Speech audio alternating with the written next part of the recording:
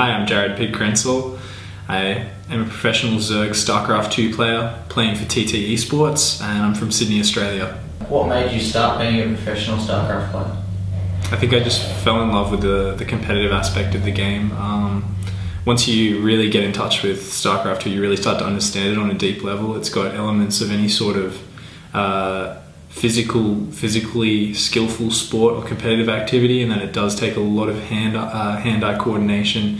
You've got to be very, very quick and coordinated with your fingers. The combination of that mixed with the strategical element of the game, managing resources and building armies and that sort of thing, it's a game unlike any other in that it's incredibly well balanced. It creates a really competitive nature to the game, so that ultimately it's not like some of the video games where people have tried to start up competitive fields with it, but it's always often been flawed by imbalances within the game design and sort of things that have held back. So the skill ceiling basically in Starcraft II is just limitless. I mean, you can continually improve, you can continually learn more about the game. So it's something that it just fascinated me, the idea of this game, which I mean, it takes years and years and years to master, and even then there's more and more room for improvement. The current styles are always evolving. I think it's just the most dynamic and exciting game, and I mean, I personally fell in love with it after I started watching the GSL. Obviously it's on Korean TV, live streamed in English all around the world. Watching that, watching the best players in the world play at 300-400 actions per minute, execute really brilliant strategies, it made me want to become a pro gamer, and so I worked my ass off to get here. As most people know, there are 3 races in Starcraft II, and as you mentioned before, you play Zerg. So is there any particular reason that you've chosen Zerg, and are there any other races that you've tried out your hand at before?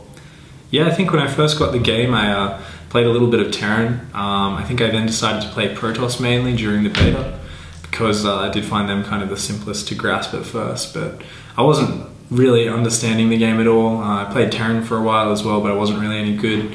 I remember it was in the early days of Starcraft II where everyone complained that Terran was the strongest race, so I swapped over to playing Zerg because they were considered kind of the hardest race to play, the hardest race to understand, so I thought it would be a challenge. And then, there were a lot of professional players back then who I liked to watch them stream, learn a lot from them, so it was something where I just found them to be a challenge. I also found them to be the most unique race, in that even from Starcraft Brood War, Starcraft I, you had a race which, rather than having kind of you build a building to build your workers, you have a building to build your units, everything was kind of produced from lava, which were produced out of hatcheries in this really unique way of designing the race and how it operates and functions. So it creates a really cool dynamics in the way you can play the game, and I found it was something that just really agreed with the style I like to play.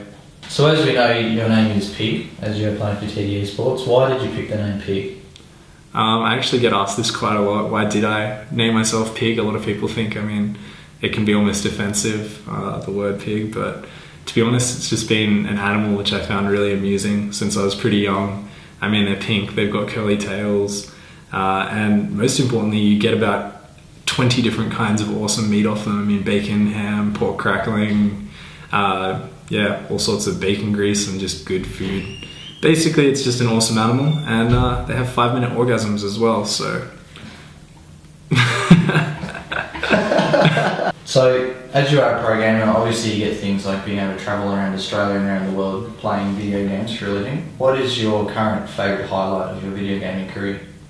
I think the highlight of my video gaming career, my professional Starcraft II career, would definitely be when I had the chance to go over to Guangzhou in China and compete in Intel Extreme Masters tournament last year. I didn't really consider myself a professional player at the time. I was coaching full-time, and I just kind of started practicing very hard again, trying to get competitive. So it was really exciting being able to beat Moonglade, kind of the undisputed #1 player at the time in Australia, and qualified to head over there. Went over there and I did get crushed, but it was an awesome experience. There were a lot of the players I idolized, like Damaga, Idra, Puma, some who I did get to play on the main stage in front of an audience, in front of 10 or 20,000 people watching on stream. So it's actually a really cool experience. It was something where just talking to other pro gamers, I kind of learnt just how much effort I would need to put in to get up to their level.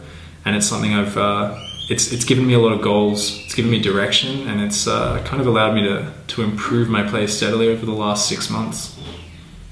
So as you mentioned before, there are plenty of players worldwide that you like to watch when you first started out playing, and obviously there are players that you look up to and take strategies and advice off and things like that. But is there one player that you would particularly really love to beat in a tournament, whether it be nationally or internationally? Is there one player that you would love to just cream 3-0, 2-0 in a tournament? Definitely.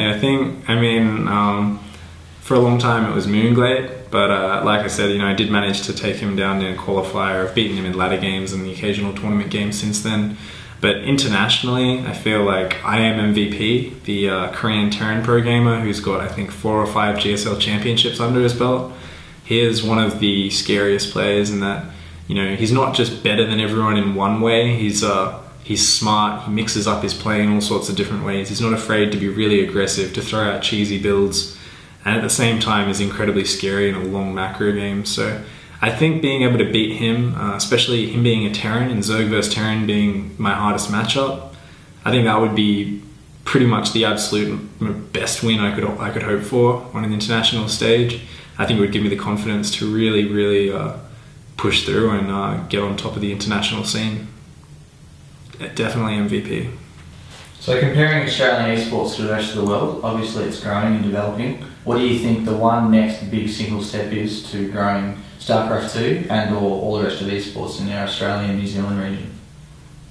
The next big step in growing Australian and New Zealand eSports, it's something where obviously it's starting to grow, but as everyone says, Australia is probably 5 years behind the rest of the world when it comes to eSports and internet, especially because that is obviously the medium which carries competitive gaming. The internet in Australia is sadly a lot worse than even a lot of third world countries, and that does hold it back a little bit. But we are seeing that there is the NBN, the National Broadband Network, coming in Australia. I know New Zealand's starting to get internet companies putting in fibre optic cables and all sorts of internet. So I think in the next few years we're going to see that kind of hurdle get overcome. And once that's passed, I think it's just going to be a matter of more and more people coming out and supporting events in person. There's a lot of people in Australia watching Starcraft II from their homes, but there aren't that many people that realise that the scene here is actually starting to grow really quickly. We've got events like ACL Melbourne coming up in July, which is also going to be paired with the World Championship Series by Blizzard. And I think that's going to be a massive event, which is going to be a bit of a turning point in getting a lot of the locals actually involved in the scene. Just in the past year, we've seen LAN numbers go up tenfold, maybe even 20 times what they used to be. And the frequency of LANs. Just last weekend, I think there were 4 different LANs on the one day all around Australia, all for Starcraft II, not to mention dozens more for first-person shooter games. So it's really something that's growing, and I think esports in Australia, it's really starting to boom. Is there any special shout-outs you'd like to give out to your sponsors? Definitely. Obviously a big shout-out to TT eSports. Obviously I'm representing them all the time. They did pick me up about 6 months or more ago. Have been, flying me out to events, getting me down there and representing them and helping me compete all around Australia. Also mwave, www.mwave.com.au, which is a really great online retailer for all sorts of games, electronic equipment, peripherals, whatever you need. Also Gigabyte Notebooks, who are also sponsoring me, helping me send me around to tournaments. They actually produce some really cool laptops. Got one at the moment which I'm setting up for streaming and works with Starcraft II really well. So thanks to those sponsors. Obviously shout out to my clan and teammates, sc2sea.com, and all the guys that help run tournaments and organise events and help grow esports into what it is today.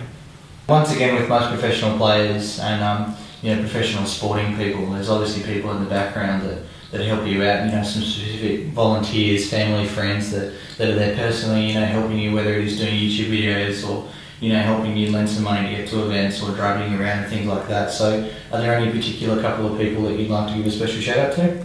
Yeah, well, I do want to give a big shout out to the guy asking the questions, Mayo, obviously the community manager for TT eSports.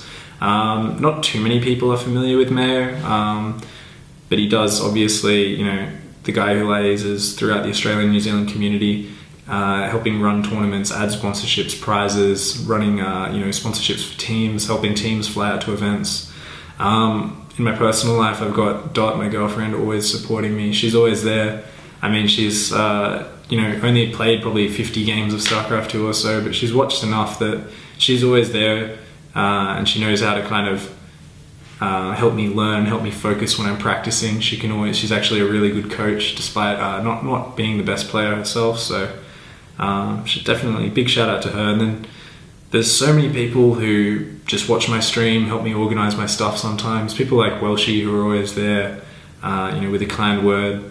People like Medex, Nirvana running SC2 SEA, all sorts of people who are out there in the community. I can't even think of all of them off the top of my head, but I think they all know who they are. They probably don't get as much thanks as they should, but they're all out there doing a great job. Thanks for joining us, Jared TtPiG Krensel, and we'll be catching you sometime later for some more photos and interviews, and good luck in 2012 and into the future with your tournaments. Cheers. Thanks for having me.